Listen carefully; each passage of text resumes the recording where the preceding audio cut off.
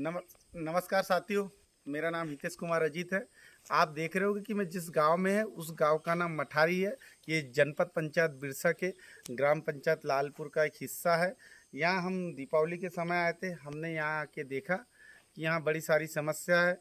मैं आपको इस गांव के बारे में बता दूं कि ये गांव चारों ओर से पहाड़ों से घिरा हुआ है। इसकी संरचना ऐसी है कि ये एक मटके के टाइप है, इसलिए इसे एक मटारी गांव का नाम दिया गया है। और कहा जाता है, यहाँ के स्थानीय लोग बताते हैं कि बड़ा ठंडा रहता है, इसलिए इसको यहाँ का कश्मीर भी बोलते हैं स्थानीय लोगों की माने तो। इस गांव में हम आए थे, हमने यहाँ देखा कि यहाँ के लोग नाले का पानी पीते। मात्र एक यहाँ बोरिंग है जिसमें लगभग 150 से 200 बैगा आदिवासी लोग उस पर निर्भर है। यहाँ से कुछ ही दूरी पर छत्तीसगढ़ लगा हुआ है। 1 किलोमीटर समथिंग में आप देखेंगे दूरी पर छत्तीसगढ़ बॉर्डर लगा हुआ है, जहाँ पर सुविधा अच्छी है।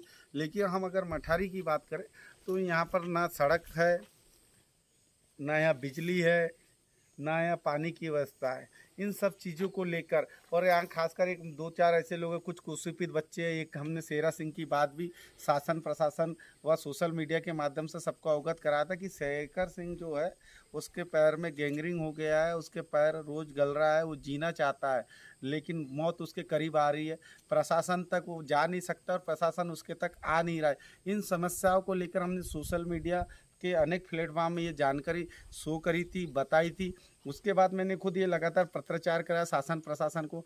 मैंने मुख्यमंत्री से लेकर अनुसूचित जनजाति आयोग, मानव अधिकार आयोग के जो वरिष्ठ इन लोगों को पत्र लिखा। मैं किसी निजी कार्यक्रम में गया हुआ था, मैंने वहाँ कलेक्टर साहब को ही पत्र सामने आमने होकर बताया कि कलेक्टर साहब इस तरीके की समस्या है।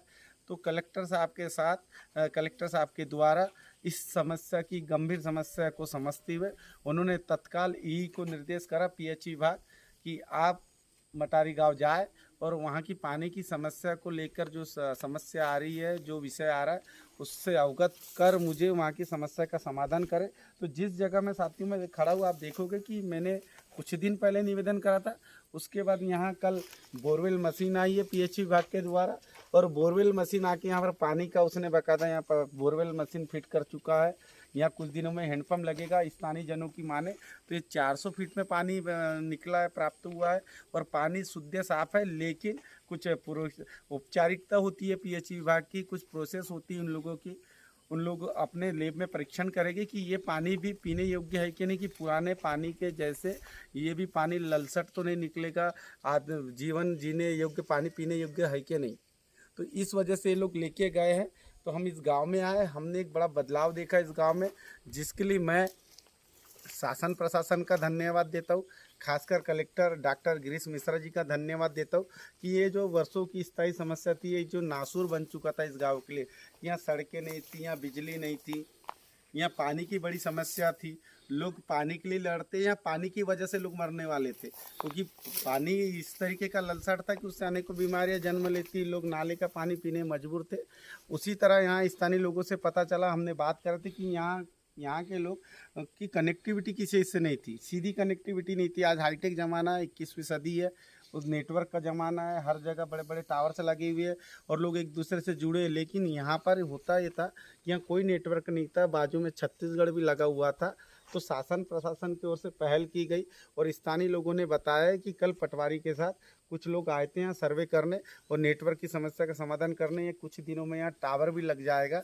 तो इस तरीके से इस गांव का एकाएक बड़ा चेंजेस आया, एक बड़ा फेरबदल हुआ है, जिसके लिए मैं कलेक्टर गिरीश मिश्रा जी का बार बार धन्यवाद करूँगा कि उनके आने के बाद यहाँ की समस्या का समाधान हुआ है। और सभी साथियों को जय हिंद।